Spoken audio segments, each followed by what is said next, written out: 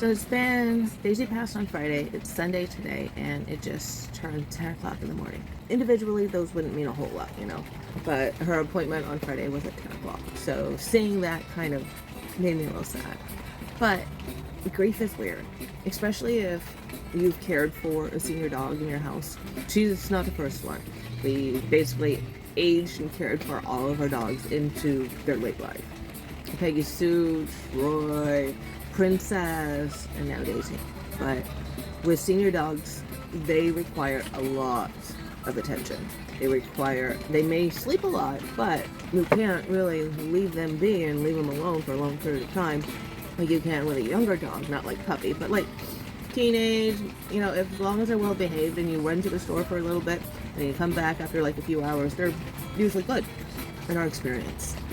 But with a senior dog, some of that is limited in how long you can be gone for.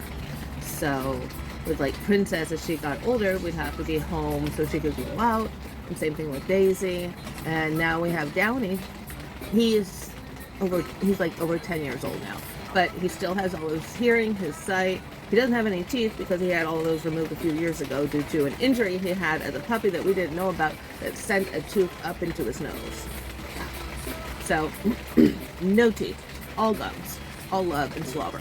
He's an American Bulldog mixed with a Red Heeler, but he's relatively independent, For like the last month or two of Daisy, she was very snuggly with him. And I worry that he's never been like an only dog before.